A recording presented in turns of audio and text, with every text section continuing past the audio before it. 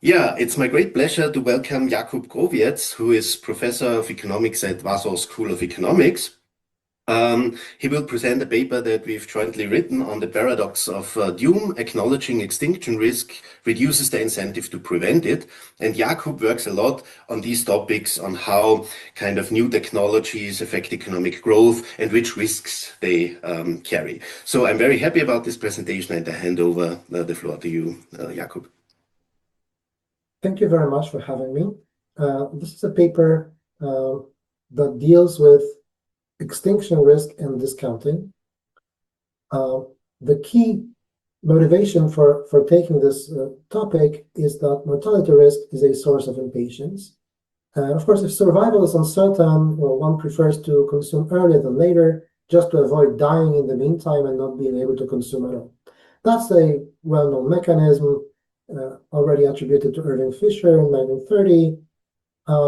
But the topic that we would like to take here is that, well, the same logic could also work for the risk of human extinction. And what we do here is to contrast the extinction risk and individual mortality. If you think about the modern world, you could imagine that there are a few sources of extinction risk that haven't been that present in the past. One of them is, of course, the nuclear weapons. Ever since World War II, there is climate change, there is a risk of deadly pandemics, and perhaps most importantly, we're developing extremely quickly, we're developing the capabilities of AI models. Okay, the AI models are getting more and more intelligent, more and more capable, and more agentic, and that could potentially be a source of extinction risk. So perhaps it does seem already timely at this moment to think about extinction risk also from the perspective of discounting. So, okay, mortality risk is a source of impatience. So extinction risk should also be a source of impatience. And there are two mechanisms at work that could make it somewhat different than in the case of individual mortality. So first of all, one could say that, okay, wave their hands and say, like, there is no data, like extinction risk may seem distant, speculative. Maybe people just deny that it exists at all, or ignore it altogether. There is no data on events when humans went extinct in the past, of course. So why not just ignore it completely? Okay, so in that case, we would underestimate the extinction risk and not take it into account. So maybe we will be more patient, right? Because we will plan forward with the assumption that we'll never become extinct. But on the other hand, there is this mechanism that we call non-omnis moriar, that is individual mortality, as opposed to extinction risk, can be at least partially hedged through reproduction.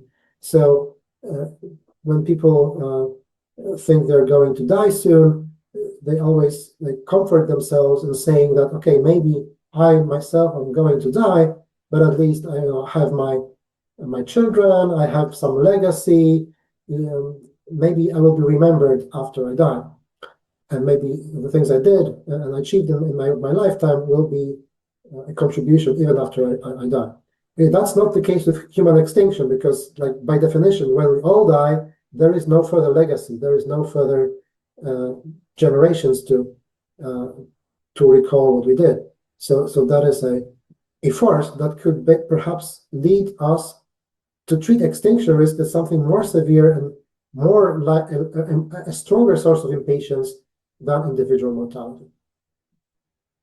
What we do here is to develop an analytically tractable model of impatience, which is based on the perpetual youth setup, going back to Blanchard, 1985. But the innovation that we make in this framework is to distinguish between individual mortality, or idiosyncratic risk, which we denote by small m.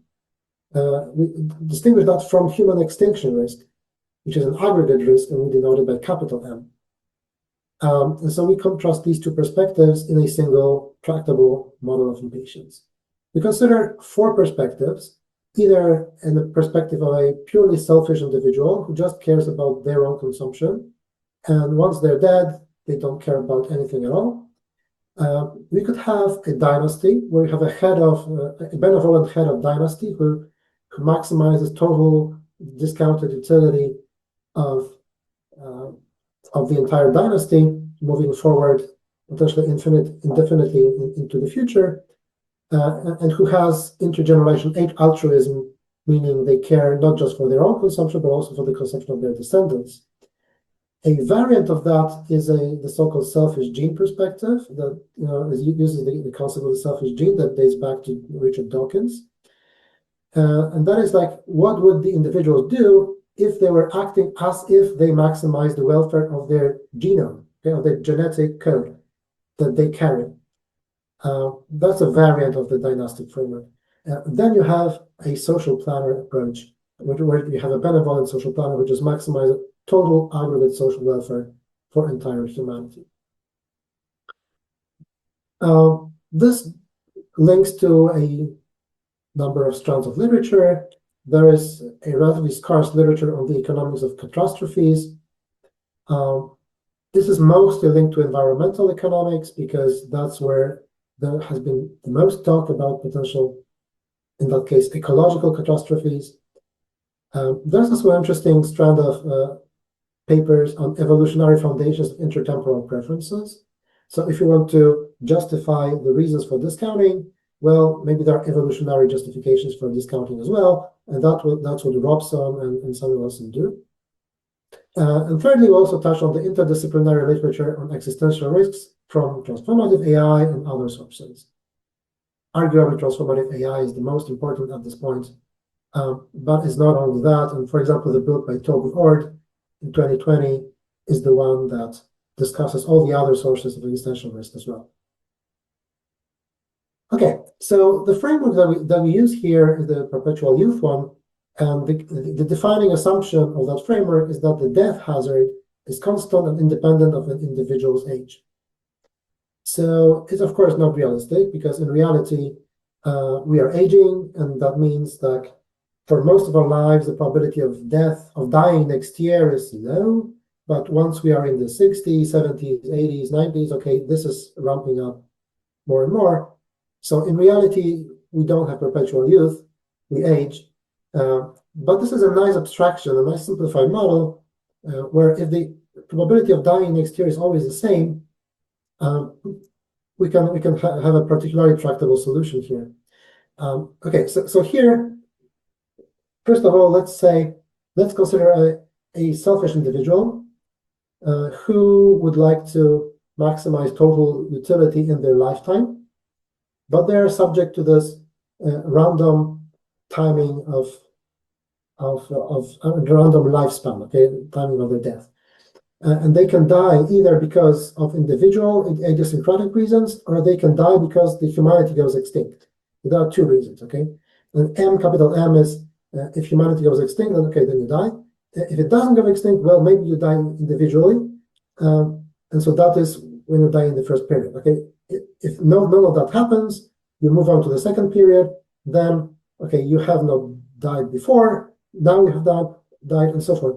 Your lifespan is determined by the number of time periods that you have successfully survived. So in this framework, under purely selfish preferences, if you don't have any other reason for discounting, if there is no other source of impatience, just your individual mortality, you have potentially infinite lifespan, but in fact, there is always a gamble, and there is a random variable, which is your lifespan, capital D, and taking the expected value with regard to the variable D, you get this formula for total utility, and you see now utility is discounted, and the discount factor is the product of 1 minus small m and 1 minus capital M, meaning that both individual mortality risk and the human extinction risk symmetrically enter your discount factor. Now, things change if you add intergenerational altruism to the picture, because now you don't care just for yourself, you care about your descendants as well. And so we can consider a dynasty. And the dynasty size grows or declines geometrically. There is a birth rate B, and there's a death rate or mortality risk M. And so as long as humanity is alive, the dynasty grows or declines depending on P and M. And once we have capital T, which is the period when extinction risk materializes, well, the dynasty dies off. Here we exclude the possibility that the dynasty randomly dies off before the human extinction date, which is a realistic assumption if the dynasty or the group that we care about is sufficiently large. So basically that means the births fully hedge the dynasty against the risk of the dynasty dying, okay, and the risk of dynasty's death. And the only remaining risk that the dynasty faces is the risk of human extinction. So if not for human extinction, the dynasty would be living forever.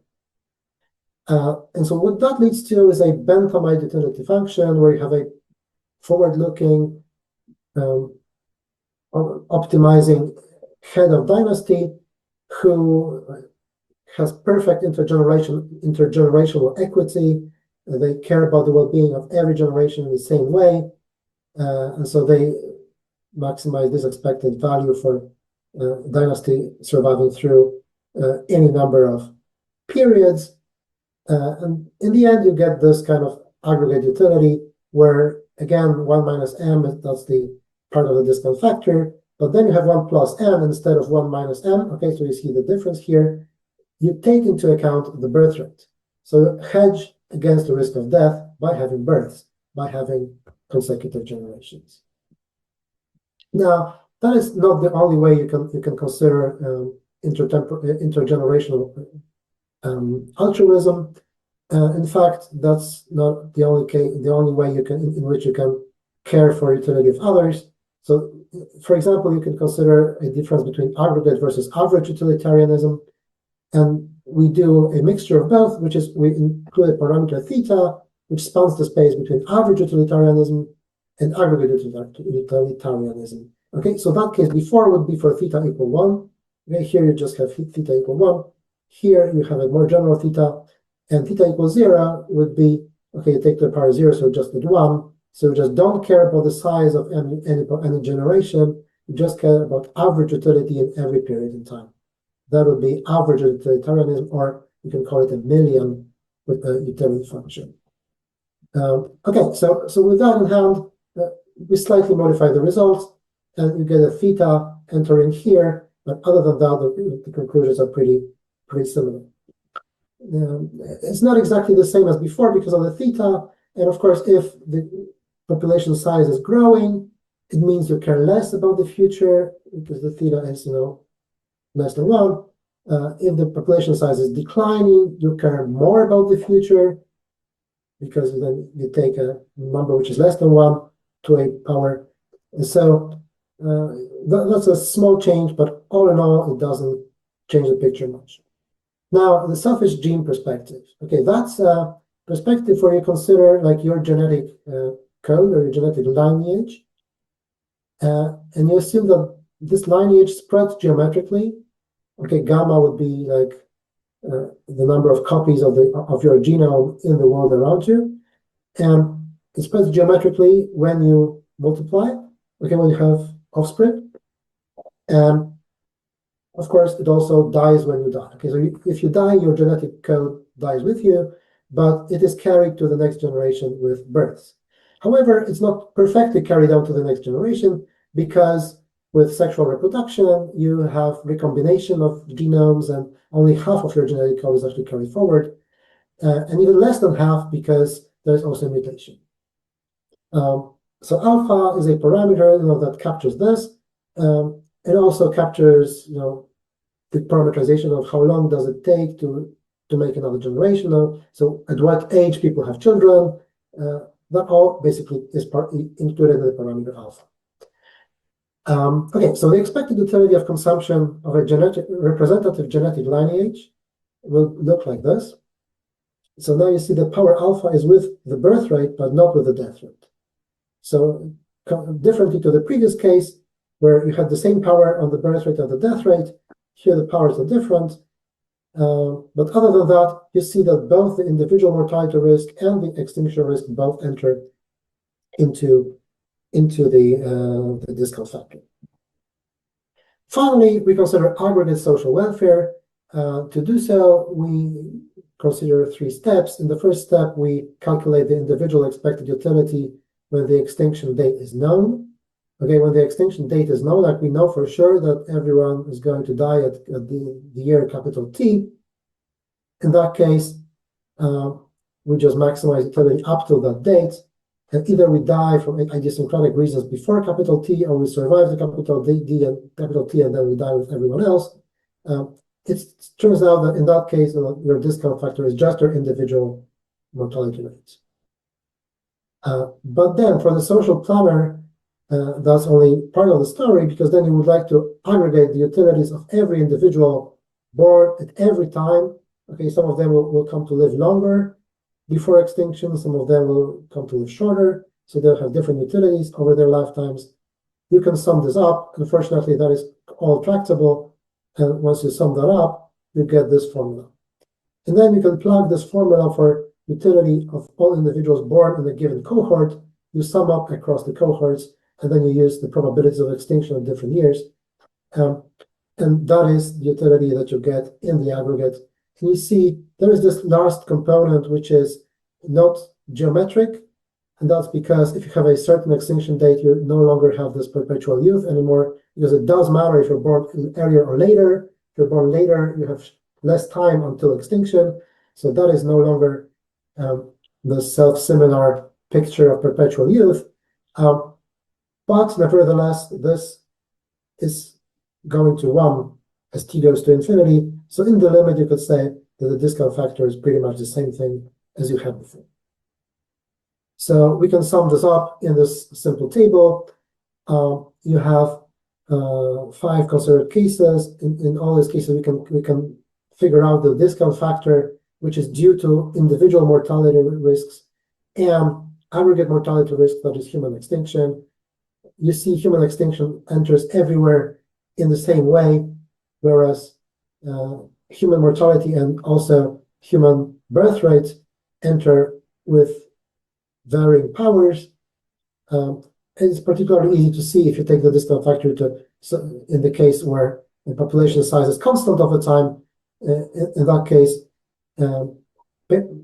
you care about the risk of extinction at all times, but you only care about the individual mortality risks either if you're selfish or if you consider the selfish gene. Okay, so maybe you're not yourself completely selfish, but your genome is, and in that case also 1 minus m matters here.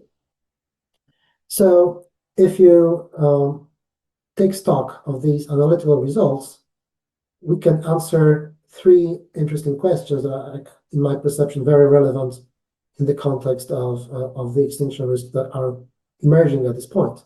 So the first question is, like, when people update their beliefs on the underlying extinction risk upwards, like for example, if they realize that maybe the AI industry is doing something extremely risky, okay, extremely dangerous. If we realize that, would we become more impatient?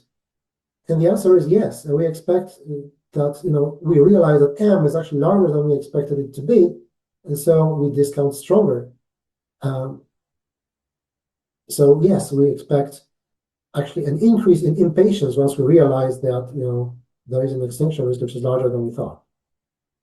Okay. So if so, which is the case, okay, will this increase in impatience be smaller or larger than the increase in impatience observed among individuals who update their beliefs about their own lifespan, okay, unexpected lifespan? For example, when they are diagnosed with a terminal illness. Okay, it's well known that many people who are diagnosed with a terminal illness would kind of say, okay, now I just have a few years left, so let me do all the stuff I postponed all the time. Let me just cram this all in the remaining time that I have. So that means you want to consume earlier, you increase your impatience. So is it the same in the case of extinction? Okay, I think we're going to get extinct in a few years. Well, maybe let's put all the consumption in the next few years because we're not sure if we're going to survive beyond that. Is this mechanism going to happen? Well, it's going to happen, and it's even going to be even more acute in this case because of the fact that you can hedge individual mortality through reproduction. And you can comfort yourself that even though you're going to die, well, your dynasty, your family, your offspring are going to survive you. Okay, you're going to leave some kind of legacy that will survive you. But with extinction risk, it's no longer the case. So you have this realization that okay, once we all die, there is no future for humanity at all. So that should incur even stronger impatience. And thirdly, if rising extinction risks lead to higher discounting, or the realization of extinction risks leads to higher discounting, what does this imply for investment into the prevention of extinction in the first place? And we have an unfortunate result here, which we call the paradox of doom. That is, acknowledging extinction risks actually reduces the incentive to prevent it. By acknowledging that there is an extinction risk that we didn't realize before, we become more impatient. And more impatient means less willing to forego consumption for the sake of long-term gains. So yeah, acknowledging extinction risk reduces their incentive to prevent it. With the only exception that we can imagine is that, okay, if we see an intervention that we believe that is likely to be successful in lowering the extinction risk, well, then maybe we could approve that intervention and simultaneously lower the extinction risk. And lowering the perceived extinction risk would be a way to become more patient.